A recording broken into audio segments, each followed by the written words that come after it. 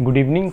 कल हमने पढ़ा था फाइनाइट और इनफाइनाइट सेट्स के बारे में और 1.2 exercise class 11th chapter sets का फर्स्ट क्वेश्चन कंप्लीट करा था। ठीक है, तो आज हम सेकंड क्वेश्चन से स्टार्ट करेंगे। तो सेकंड क्वेश्चन क्या है, देखिए सेकंड क्वेश्चन है कि which of the following sets are finite और इनफाइनाइट। ठीक है, तो पहला सेट है the set of months of an year, मतलब कि एक साल के जो महीने हो गया अगर उसका सेट बनाएं तो वो जो सेट बनेगा वो फाइनाइट होगा या इनफाइनाइट होगा।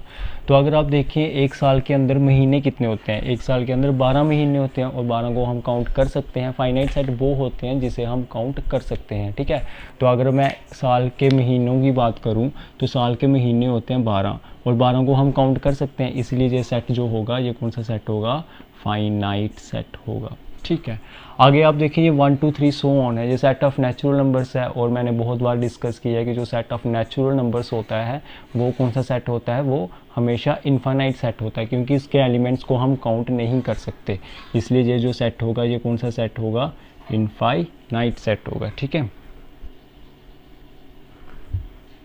ये सेट जो होगा ये इनफाइनाइट सेट होगा। आगे आप देखिए जो थर्ड सेट है 1 2 3 सो ऑन टू 100 एक लिमिट है, मतलब कि 1 से लेके 100 तक, तो 1 से लेके 100 तक हम इजीली काउंट कर सकते हैं और जो सेट के एलिमेंट्स को हम इजीली काउंट कर सकें उसे हम क्या बोलते हैं, वो फाइनाइट सेट है। तो ये जो होगा ये भी क्या होगा, फाइनाइट सेट होगा। ठीक है, आगे देखिए set of positive integers, set है पॉजिटिव इंटीजर्स का जो कि ग्रेटर होगा 100 से, किससे बड़े हैं, 100 से। तो 100 से बड़े पॉजिटिव इंटीजर्स कौन से होंगे, 101 होगा, 102 होगा, 103 होगा, 104 होगा, ऐसे ऐसे चलते जाएंगे ये कभी ख़त्म ही नहीं होंगे, मतलब कि हम इसे काउंट कर ही नहीं सकते। Infinite number of positive integers मिलेंगे जो हमें 100 से ज़्यादा मिलेंगे, 100 से ज़्यादा मिलेंगे। तो जिसमें इनफाइनाइट नंबर्स हैं इसलिए ये जो सेट होगा ये भी क्या होगा, इनफाइनाइट सेट होगा। ठीक है, आगे देखिए state whether each of the following sets is finite और इनफाइनाइट। थर्ड क्वेश्चन जो है उसके अंदर भी हमें कुछ दिए हुए हैं, पार्ट्स दिए हुए हैं और हमने बताना है कि क्या ये पार्ट्स फाइनाइट हैं या इनफाइनाइट हैं। ठीक है, क्या ये जो सेट हमें दिए हैं तो क्या ये फाइनाइट हैं या फिर क्या है, इनफाइनाइट है। तो पहला पार्ट जो है वो कहता है कि सेट है हमारे पास लाइंस का जो कि पैरेलल हैं एक्स एक्सिस के। तो हम इसको विजुलाइज करते हैं। ठीक है,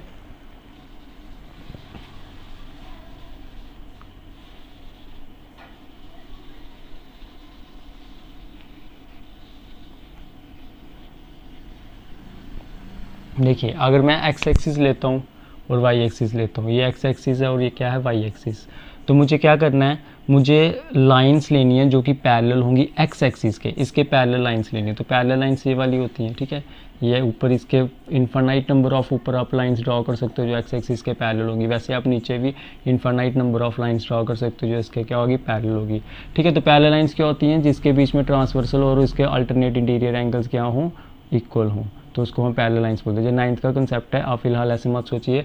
एक्स एक्सिस के ऊपर हम infinite number of lines draw कर सकते हैं जो एक्स एक्सिस के पैरेलल होंगी, ये सारी की सारी पैरेलल हैं और ये नीचे वाली भी सारी की सारी पैरेलल, और ऐसी पैरेलल लाइंस हम एक्स एक्सिस के साथ इनफाइनाइट ड्रॉ कर सकते हैं। इसलिए जो ये वाला सेट होगा, जो lines parallel to x axis वाला सेट है, ये कौन सा सेट होगा, इनफाइनाइट सेट होगा। ठीक है, उसके बाद देखिए हमारे पास क्या है, set of letters in the English alphabet. English alphabet में कितने लेटर्स होते हैं, इंग्लिश अल्फ़ाबेट में अगर आपको पता होगा तो English alphabet A to Z होती है। आई थिंक 26 लेटर्स होते हैं उसके अंदर और 26 को हम काउंट कर सकते हैं, इसीलिए जो 26 है वो क्या होगा, आपका फाइनाइट नंबर है और आप इंग्लिश अल्फ़ाबेट्स के जो लेटर्स हैं उसमें ईजिली काउंट कर सकते हैं। इसलिए जो ये वाला सेट है, set of letters in the English alphabet, ये कौन सा सेट होगा, ये फाइनाइट सेट होगा। ठीक है, उसके बाद है हमारे पास set of numbers which are multiples of 5, set of numbers है हमारे पास जो किसके मल्टीपल होने चाहिए, 5 के। तो आप सेट लीजिए उन नंबर्स का जो 5 के मल्टीपल है, तो वो कौन से नंबर्स होंगे, 5 10 15 20 25 30, ऐसे वाले नंबर होंगे जो कभी रुकेंगे ही नहीं। 5 के मल्टीपल्स हमें बहुत सारे मिल सकते हैं, तो इस कारण से ये सेट भी हम काउंट नहीं कर सकते और ये सेट भी क्या हो जाएगा, आपका इनफाइनाइट सेट हो जाएगा।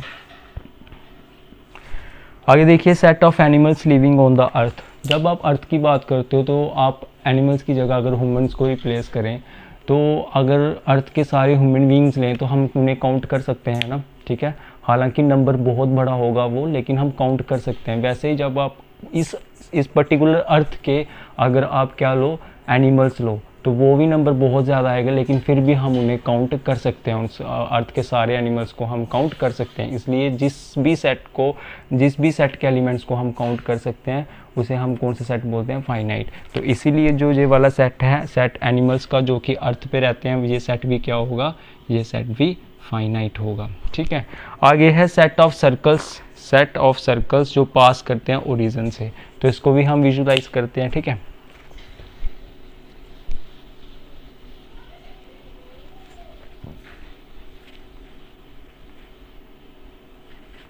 देखिए उसने बोला है कि set of circles which passes through the origin.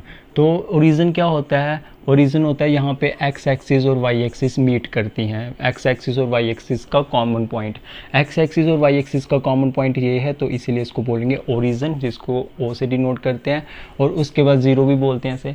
और देखो यहाँ से जो सर्कल पास होंगे वो कौन सा होगा, ये सर्कल देखो ओरिजिन से पास हो रहा है। ठीक है, इस सर्कल पे ओरिजिन लाई कर रहा है, ये सर्कल जो है ये भी ओरिजिन से पास हो रहा है, ये सर्कल भी ओरिजिन से पास हो रहा है, ये सर्कल भी ओरिजिन से पास हो रहा है, ये सर्कल भी ओरिजिन से पास हो रहा है, ये सर्कल भी ओरिजिन से पास हो रहा है। तो आप इनफाइनाइट नंबर ऑफ सर्कल्स जो हैं वो ओरिजिन से पास करवा सकते हैं, तो बहुत सारे सर्कल्स पास करवा सकते हैं। ठीक है, तो ये इनफाइनाइट नंबर ऑफ सर्कल्स को पास करवा सकते हैं, इसलिए ये वाला जो सेट होगा ये भी क्या होगा, the set of circles passing through the origin is infinite set. ठीक है, तो जो ओरिजिन से पास करते हैं, set of circles passing through origin, तो अभी हमने विजुलाइज किया कि उस वहाँ से बहुत सारे सर्कल्स पास हो सकते हैं, तो ये जो सेट होगा ये भी कौन सा होगा, इनफाइनाइट सेट, क्योंकि infinite number of circles will be passed through the कहाँ से, ओरिजिन से, इसलिए ये जो सेट होगा ये भी क्या होगा, इनफाइनाइट होगा। ठीक है, अब हम फोर्थ क्वेश्चन देखते हैं।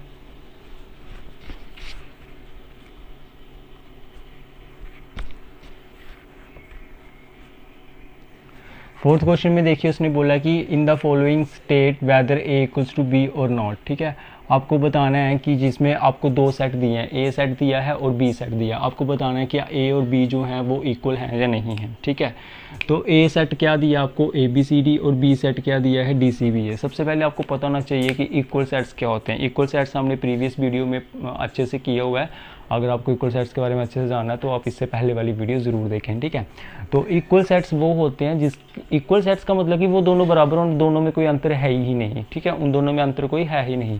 तो अगर सेम नंबर ऑफ एलिमेंट्स हैं दोनों सेट्स में और एग्जैक्ट वही एलिमेंट्स हैं जो ए सेट में है वही बी में है और जो बी में है वही ए में है, तो इसका मतलब ए और बी क्या होंगे, इक्वल होंगे। देखिए ए में कितने एलिमेंट्स हैं, 1 2 3 4, बी में कितने, 1 2 3 4, मतलब कि नंबर ऑफ एलिमेंट्स सेम है। और क्या एग्जैक्ट वही एलिमेंट्स हैं दोनों सेट्स में, देखते हैं ए बी सी डी, और यहाँ पे भी क्या है, ए बी सी डी, तो इसका मतलब इधर भी ए बी सी डी, इधर भी ए बी सी डी, इधर भी ए बी सी डी, इधर भी ए बी सी डी, मतलब कि एग्जैक्ट नंबर ऑफ एलिमेंट्स हैं दोनों सेम, दोनों एग्जैक्ट एलिमेंट्स वही हैं, ए में भी वही एलिमेंट्स और बी में भी सेम वही एलिमेंट्स हैं, और ए में भी ए में नंबर ऑफ एलिमेंट्स और बी में नंबर ऑफ एलिमेंट भी सेम है, इसलिए ये दोनों सेट क्या होंगे, ये दोनों सेट्स आपके इक्वल होंगे, यानी कि आपका जो ए होगा वो बी के इक्वल होगा। लेकिन आप देखिए, आप अरेंजमेंट को नहीं देखना है, सेट में जो अरेंजमेंट होता है एलिमेंट्स का वो मैटर नहीं करता। यहाँ पे ए पहले है, बी फिर सेकंड है, सी थर्ड है, डी फोर्थ है, लेकिन यहाँ पे डी पहले है, सी थर्ड सेकंड है, बी थर्ड है और ए फोर्थ है। तो अरेंजमेंट मैटर नहीं करता, जैसे मर्जी एलिमेंट्स लिखे हों, बस रिपीट नहीं होने चाहिए, बाकी जैसे मर्जी लिखे हों। आपको सिर्फ यही देखना है क्या जो ए के एलिमेंट्स हैं वही सेम नंबर ऑफ एलिमेंट्स वहाँ पे हैं, सेम वही एलिमेंट्स बी में हैं, तो वही सेम एलिमेंट्स दिख रहे हैं बी में, ए बी सी डी और ए बी सी डी, और सेम वही है, मतलब कि इन दोनों में कोई अंतर नहीं है, तो इसलिए ये दोनों क्या होंगे, इक्वल होंगे। आपको जो pattern of arrangement of elements है सेट के अंदर का, उसे मतलब कि अपने दिमाग में नहीं रखना है। ठीक है, अब देखिए सेकंड पार्ट में जो ए है वो है 4 8 12 16 और बी जो है वो है 8 4 16 एंड 18। तो क्या ये जो है ये इक्वल सेट हैं, क्या ये दोनों सेम हैं, ये दोनों सेम नहीं है। क्यों नहीं है सेम, क्योंकि ए जो है उसमें 4 8 12 16 है, लेकिन जो बी है इसमें भी अरेंजमेंट अगर नहीं देखें तो 4 8 है 16 है, लेकिन 12 एलिमेंट इसमें मिसिंग है। 12 एलिमेंट दिख रहा है आपको, बी में नहीं दिख रहा ना, तो इसका मतलब इस केस में आपका जो ए होगा वो बी के इक्वल नहीं होगा। ठीक है, थर्ड पार्ट देखें आप, थर्ड में लिखा है 2 4 6 8 10। ए पार्ट क्या है आपका 2 4 6 8 10 है। ठीक है, ए पार्ट आपका है 2 4 6 8 10 और बी क्या है, बी में लिखा हुआ है x such that x is a even positive integer and x is less than equals to 8। आपने पढ़ा होगा, देखिए ये ए जो है वो है 2 4 6 8 10 और बी जो है वो आपको सेट बिल्डर फॉर्म में दिया गया। किस फॉर्म में दिया गया है, सेट बिल्डर फॉर्म में। तो सेट बिल्डर, कल मैंने आपको इक्वल सेट्स बताया था, तो मैंने बताया था आपको कि सेट बिल्डर फॉर्म से मे भी आपको सेट के इक्वल होने का पता नहीं लगे, लेकिन जब रोस्टर फॉर्म दी होगी ना, तो रोस्टर फॉर्म देख के ही आपको पता चल जाएगा कि वो सेट इक्वल है या नहीं है। पहले 2 पार्ट्स में आपको रोस्टर फॉर्म दी थी तो आपको देख के ही पता लग रहा था कि ये सेम है या नहीं है। अगर सेम थे तो हम इक्वल बोल रहे थे, अगर सेम नहीं थे तो हम इक्वल नहीं बोल रहे हैं। लेकिन जो थर्ड पार्ट है उसमें ए जो है वो रोस्टर फॉर्म में है, लेकिन जो बी है वो सेट बिल्डर फॉर्म में है। जो बी सेट है ये किस में है, सेट बिल्डर फॉर्म में। तो इस पहले सेट बिल्डर फॉर्म की हम रोस्टर फॉर्म बनाते हैं, फिर देखते हैं कि वो रोस्टर फॉर्म और ए जो है वो क्या सेम है। अगर सेम हुए तो हम इक्वल बोल देंगे, अगर सेम नहीं हुए तो हम इक्वल नहीं बोलेंगे, ठीक है। तो बी जो है वो बी कौन सा सेट है हमारा, बी हमारा इस तरीके का सेट है। उसमें बोला है कि x such that x is a even integer है, ठीक है, और x is A positive even integer है, और जो x है वो लेस देन इक्वल्स टू 10 है। ये मुझे b दिया हुआ है। तो अगर आप इसकी रोस्टर फॉर्म देखिए क्या बोल रहा है, positive even integer.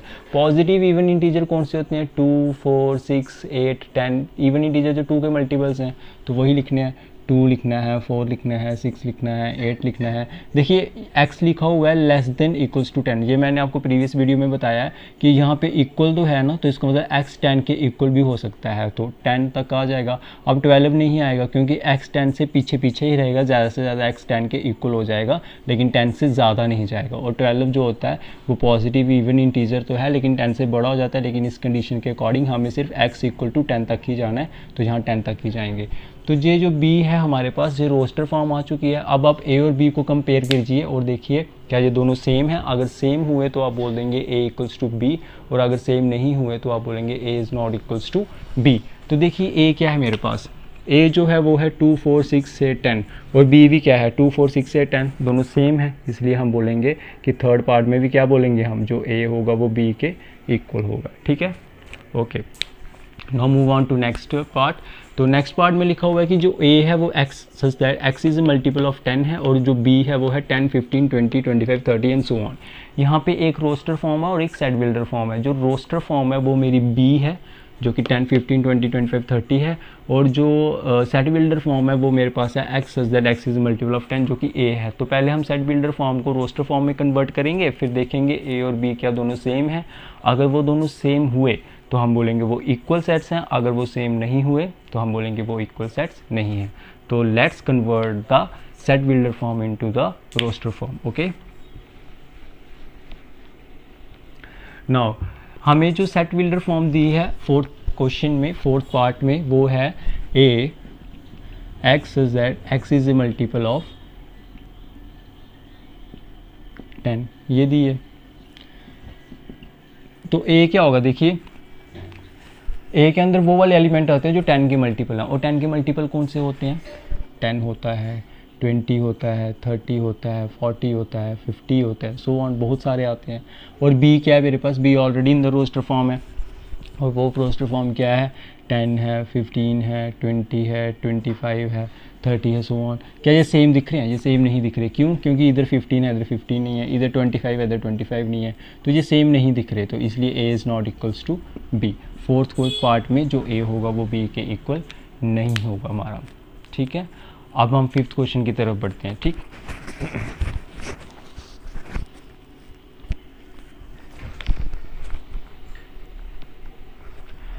So fifth question देखिए, हमारा फिफ्थ क्वेश्चन का फर्स्ट पार्ट है। पहले फिफ्थ क्वेश्चन कहता है क्या है, फिफ्थ क्वेश्चन कहता है कि जो आपको पेयर्स ऑफ सेट्स दिए हैं, मतलब कि आपको दो सेट दिए गए हैं a और b, आपको बताना है क्या ये दोनों इक्वल हैं या नहीं है। अगर ये इक्वल हैं तो क्यों है, अगर ये इक्वल नहीं है तो क्यों है, गिव रीज़न भी देना है इनका, ठीक है। तो पहला जो सेट है वो है a जो है वो है 2 3, और जो b है वो सेट बिल्डर फॉर्म में दिया गया है। और सेट बिल्डर फॉर्म क्या कह रही है, देखिए b की जो सेट बिल्डर फॉर्म है वो ये है, x सच दैट x जो है वो सोल्यूशन है किस इक्वेशन का, x² plus 5x plus 6 equals to 0, इसका सोल्यूशन है, ठीक है। तो देखिए हम इस इक्वेशन को पहले सॉल्व करते हैं। X square plus 5x plus 6 equals to 0। 10th में पढ़ा आपने, ये क्वाड्रेटिक इक्वेशन है क्योंकि इसकी पावर 2 है, तो जो कौन सी इक्वेशन है, क्वाड्रेटिक इक्वेशन। और क्वाड्रेटिक इक्वेशन के रूट्स कैसे निकाले जाते हैं, इसके बहुत सारे फार्मूले होते हैं। क्वाड्रेटिक फार्मूला होता है, कंप्लीटिंग द स्क्वायर मेथड होता है, मिडल टर्म स्प्लिटिंग मेथड होता है। तो जो आपको कन्वीनियंट के हिसाब से अच्छा लगे आप उसे यूज़ कर सकते हैं, ठीक है। तो फिलहाल हम मिडिल टर्म स्प्लिट मेथड लगाएंगे। मुझे 2 नंबर चाहिए जिनको प्लस करने पे 5 आए और मल्टीप्लाई करने पे 6 आए, और वो इजीली हैं 3 और 2।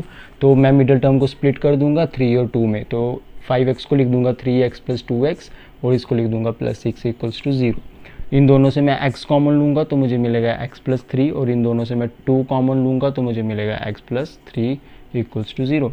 और अब इस पूरी इक्वेशंस में से मैं x प्लस 3 कॉमन ले लूँगा, और इधर आ जाएगा x प्लस 2 इक्वल्स टू 0, ठीक है। अब आपको पता अगर 2 नंबर मल्टीप्लाई हो रहे हों और दोनों नंबरों के मल्टीप्लाई का आंसर 0 आता हो, तो इसका मतलब जहाँ तो पहली टर्म 0 होगी, जहाँ तो दूसरी टर्म 0 होगी। सेम यहाँ पे भी है कि x प्लस 3 और x प्लस 2 मल्टीप्लाई होकर 0 दे रहे हैं। इसका मतलब जहाँ तो x प्लस 3 0 होगा, यहाँ तो x प्लस 2 0 होगा, ठीक है।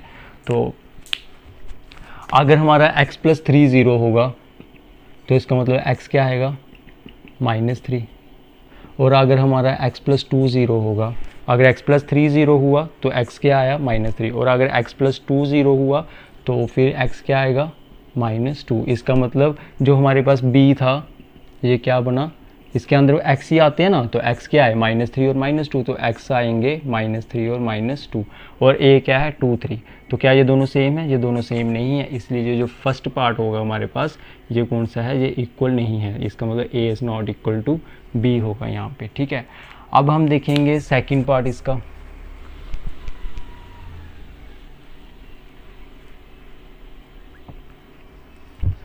सेकंड पार्ट में जो a है वो भी सेट बिल्डर फॉर्म में दिया गया है, और जो b है वो भी सेट बिल्डर फॉर्म में दिया गया है। लेकिन जो सेकंड पार्ट है उसमें क्या बोला हुआ है सेट बिल्डर फॉर्म में कि x आएंगे, कौन से x आएंगे, जो फॉलो वर्ड के अंदर वर्ड्स होंगे, फॉलो वर्ड के अंदर लेटर्स होंगे। तो फॉलो वर्ड है मेरे पास, इसके अंदर लेटर कौन कौन से हैं, f है, o है, l है, फिर से l है, रिपीट नहीं होता, फिर से o है, वो लिख दिया, रिपीट नहीं करेंगे, फिर w है, ठीक है। ये मेरे पास a है। और b क्या है मेरे पास, b है कि मेरे पास x आएंगे, लेकिन कौन से x आएंगे, जो कि वर्ड वॉल्फ के अंदर लेटर्स हैं। वॉल्फ वर्ड के अंदर जो लेटर्स हैं, किसके, वॉल्फ के अंदर कौन से लेटर्स हैं, W है, O है, L है, F है। तो क्या ये सेम है, F दिख रहा है, दोनों सेम ही है। FOLW यहाँ पे भी है और FOLW यहाँ पे भी है, ठीक है। अरेंजमेंट मैटर नहीं करता, तो FOLW यहाँ पे भी है और FOLW यहाँ पे भी है।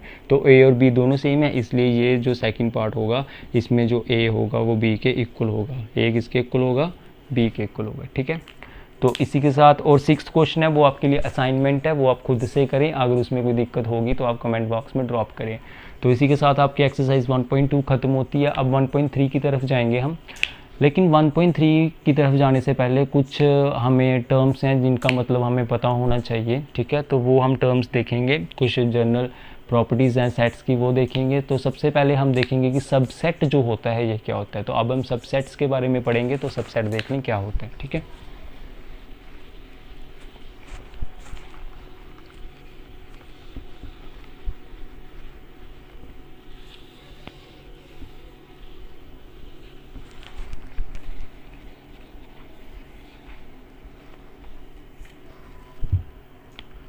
अब हम पढ़ेंगे सबसेट्स। हालांकि आपको नाम से पता लग रहा है सबसेट मतलब कि उसमें से निकला हुआ, part of the set. Subset को हम बोलते हैं it is a part of A set. अगर मतलब कि अगर आप किसी सेट का पार्ट ले लो तो वो जो पार्ट होगा वो उस सेट का क्या होगा, सबसेट होगा। तो इसकी डेफिनेशन भी देख लेते हैं हम। तो सबसेट की डेफिनेशन होती है, सबसेट 2 सेट्स के लिए, सबसेट जब भी करेंगे तो हम 2 सेट्स बताएंगे उसमें, ठीक है। तो डेफिनेशन देखते हैं, फिर डेफिनेशन से हम बताते हैं कि क्या होगा। तो कहता है कि a set A is said to be subset of set B if every element of set A is also an element of B, ठीक है। तो ये इसकी डेफिनेशन है। क्या कह रही है डेफिनेशन कि सेट ए जो है इसको हम सबसेट बोलेंगे सेट बी का। कब? अगर सेट ए के सारे एलिमेंट कहाँ पे हों, सेट ए के सारे एलिमेंट, अगर वो सेट ए के सारे एलिमेंट बी के अंदर भी हों तो इसका मतलब सेट ए किसका सबसेट होगा, बी का। ये तो हिस्सा ही हुआ ना। कैसे? देखो सेट ए के सारे एलिमेंट बी के अंदर हैं, इसका तो वो सेट जो था वो बी का ही हिस्सा था। एग्जाम्पल से समझते हैं हम, एग्जाम्पल से और अच्छे से क्लियर होगा आपको। ठीक है,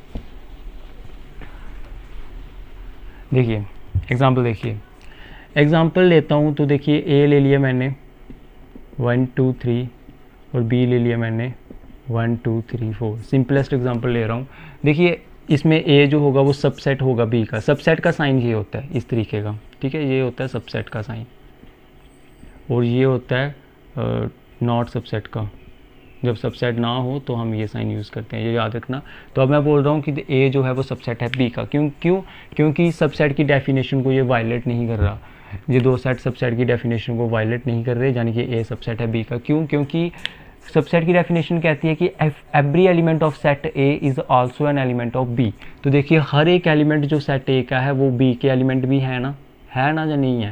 देखो 1 है, 2 है, 3 भी है, तो हर एक एलिमेंट जो ए के थे वो एलिमेंट बी के भी हैं। इसका मतलब ए जो है वो किसका सबसेट हुआ, बी का भी हो गया।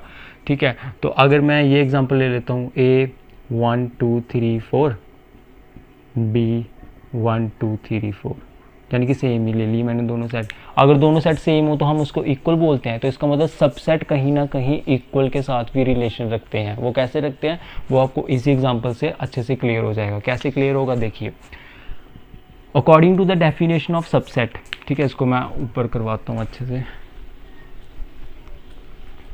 देखिए अगर दोनों सेट सेम हो तो फिर उसमें सबसेट कैसे रोल प्ले करते हैं। ए है मेरे पास 1 2 3 4, बी है मेरे पास 4 1 3 2।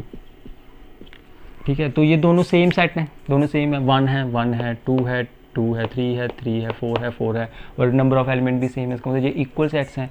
तो लेकिन जो हमारे पास सबसेट की डेफिनेशन कहती है वो कहती है कि अगर ए के सारे एलिमेंट बी में हैं तो ए सबसेट हो जाएगा बी का।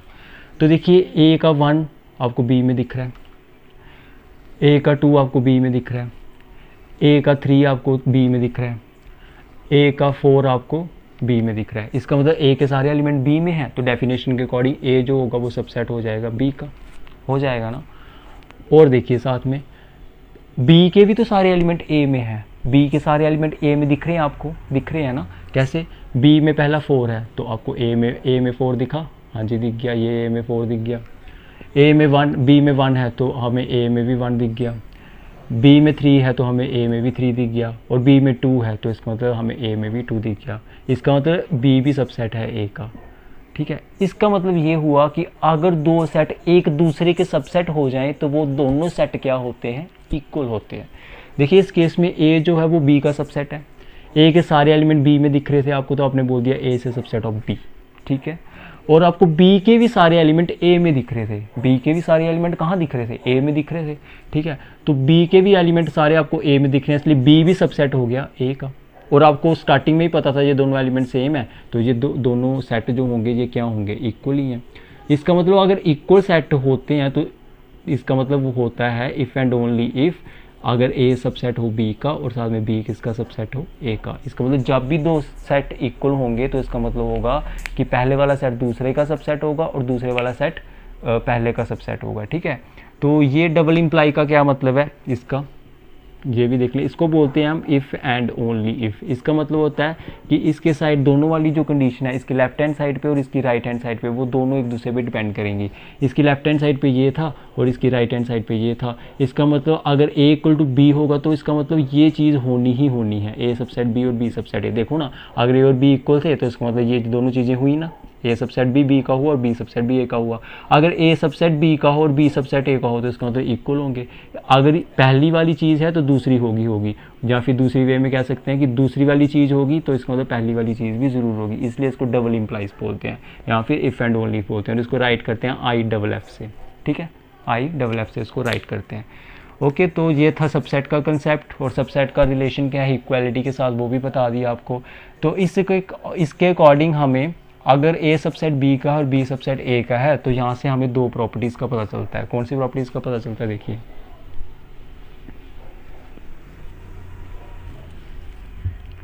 अभी हमने देखा कि अगर ए सबसेट हो बी का और बी सबसेट हो ए का, इसका मतलब होता है इफ़ एंड ओनली कब होता है ये, अगर ए इक्वल हो बी के। अगर ए बी के ही इक्वल है तो यहाँ से मैं ये क्या लिखा था यहाँ पे, ए सबसेट ऑफ बी, लेकिन बी किसके इक्वल है, बी तो ए के इक्वल है, तो ए सबसेट ऑफ ए हो जाएगा। इसका मतलब पहली प्रॉपर्टी ये होती है कि हर एक सेट अपना ही सबसेट होता है। Every set is a subset of itself. ठीक है, देखिए यहाँ पे ए सबसेट था बी का, या फिर यहाँ पे बी सबसेट था ए का, लेकिन बी किसके इक्वल है, ए के, तो बी की जगह हमने ए डाला, तो इसका मतलब ए सबसेट हो गया ए का। इसका मतलब हर एक सेट अपना ही सबसेट होता है।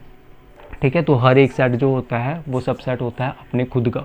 सेकंड पार्ट है मेरे पास कि ये भी याद रखना, जो फाई होता है ना, एम्प्टी सेट जिसे बोलते हैं, ऐसे भी लिखते हैं इसको, ऐसे भी लिखते हैं, ये क्या होता है, एम्प्टी सेट, नल सेट या फिर वॉइड सेट। ये भी सबसेट होता है हर एक सेट का, ये सबसेट होता है हर एक सेट का। ठीक है, क्योंकि फाई जो होता है ये हर एक सेट में किसी ना किसी सेंस में अगर आप देखें तो ये आता ही आता है। ठीक है, तो एम्प्टी सेट जो होता है ये भी सबसेट होता है हर एक सेट का, और हर सेट अपना खुद का ही क्या होता है, सबसेट होता है। ठीक है, अब इसकी कुछ एग्जांपल्स देखते हैं हम, फिर सबसेट भी आपका क्लियर हो जाएगा।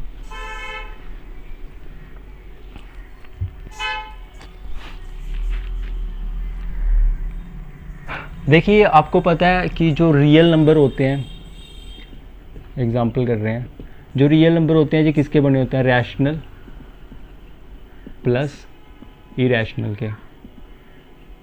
ठीक है, तो यानी कि जो रियल नंबर होते हैं वो रैशनल प्लस इरैशनल के बने होते हैं। देखिए रियल नंबर जो है वो रैशनल के और साथ में इरैशनल के दोनों के जोड़ने पे बनते हैं। इसका मतलब जो रैशनल नंबर है वो रियल का हिस्सा ही हुआ ना। ठीक है ना, अगर मेरे पास 5 रुपये हैं तो इसका मतलब 2 रुपये 5 रुपये के हिस्से हैं, 3 रुपये भी 5 रुपये के हिस्से हैं, 1 रुपया भी 5 रुपये के हिस्सा है। ठीक है, तो वैसे ही अगर रियल नंबर रैशनल और इरैशनल का बना है, इसका मतलब रैशनल जो है वो रियल का ही हिस्सा है और सबसेट हिस्सा ही होता है सेट का। ठीक है, तो इसका मतलब कौन हिस्सा, जो हिस्सा होता है वो सबसेट होता है। तो रैशनल नंबर हिस्सा है रियल का, इसका मतलब जो रैशनल नंबर होगा वो सबसेट होगा रियल का। ठीक है, रियल के बहुत सारे सबसेट होते हैं, नेचुरल नंबर भी रियल का सबसेट है, होल नंबर भी रियल का सबसेट, क्योंकि ये सारे हिस्से हैं किसके, रियल नंबर के। हालांकि ये जब आप पढ़ोगे ना subsets of A set of real numbers, तब उसमें अच्छे से एक्सप्लेन करूंगा मैं। तो आज हम यहीं तक रखते हैं, उससे पहले हम एक एग्जाम्पल और कर लेते हैं ताकि आपको सबसेट अच्छे से क्लियर हो जाए, फिर हम इसके बाद स्टॉप करेंगे। ठीक है, तो अगर मैं कुछ सेट ले लेता हूँ, एक ले लिया मैंने फाई यानी कि एम्प्टी सेट, और एक ले लिया मैंने ए सेट जो कि है 1 3, एक है 1 5 9 जो कि बी है, और एक ले लिया मैंने सी क्या है मेरे पास 1 3 5 7 9।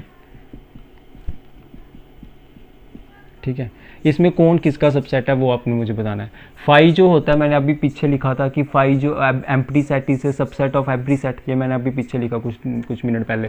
ठीक है, तो फाई तो हर एक का सबसेट होगा ना, तो इसका मतलब फाई जो है वो सबसेट ए का भी है, फाई जो है वो सबसेट बी का भी है, फाई जो है वो सबसेट सी का भी है। ठीक है, अच्छा ए जो है वो किसका सबसेट है, देखिए 1 3 किस में आ रहा है, बी में आ रहा है, बी में सिर्फ 1 आ रहा है सर, 3 नहीं आ रहा, तो ए बी का सबसेट नहीं हुआ, क्योंकि सबसेट के लिए हमें उसके सारे एलिमेंट किसी दूसरे सेट में आने चाहिए। तो 1 3 सारे आने चाहिए, तो 1 नहीं आ रहा, 3 नहीं आ रहा, लेकिन 1 3 सी में आ रहा है, तो इसका मतलब ए जो होगा वो सबसेट होगा सी का। अच्छा, बी जो है 1 5 9 ना ही ए में आ रहा है, लेकिन 1 5 9 जो है वो सी में आ रहा है, इसका मतलब बी जो है वो सबसेट है सी का। ठीक है, तो ये हैं जो आप फाई जो है वो तीनों का सबसेट है, ए जो है वो सिर्फ सी का है, और बी किसका आया, सी का आया। ठीक है, तो आई होप आपको सबसेट्स का कंसेप्ट अच्छे से क्लियर हो गया होगा। आप खुद भी इसकी एग्जांपल्स करें खुद से। ठीक है, तो इसके बाद कुछ टॉपिक्स हैं, universal set, power set, intervals में सबसेट कैसे देखते हैं हम। ठीक है, जो रियल नंबर्स के सबसेट होते हैं वो कैसे होते हैं, तो वो हम नेक्स्ट क्लास में पढ़ेंगे, और नेक्स्ट क्लास में हम 1.3 को भी स्टार्ट करेंगे। आई होप आपको अच्छे से समझ आ गई होगी। अगर आ गई है तो इस वीडियो को लाइक करें, और अपने फ्रेंड्स के साथ भी ज़रूर शेयर करें, जो मतलब कि ट्यूशन नहीं जाते हैं, जहाँ घर पे रहते हैं, उनके साथ शेयर ज़रूर करें, क्योंकि आपको पता ही है कि ज्ञान बांटने से ही बढ़ता है। तो आप बांटें इसको, अगर आप किसी दूसरों को खुशियाँ देंगे तो आपको भगवान खुद ब खुद ही खुशियाँ दे देगा, ठीक है। तो आप वो उनके साथ शेयर करें, इस चैनल को ग्रो करने में हेल्प करें। बाकी पढ़ते रहें, अपना ख्याल रखें और मिलते हैं आपको अगली वीडियो में। Thank you.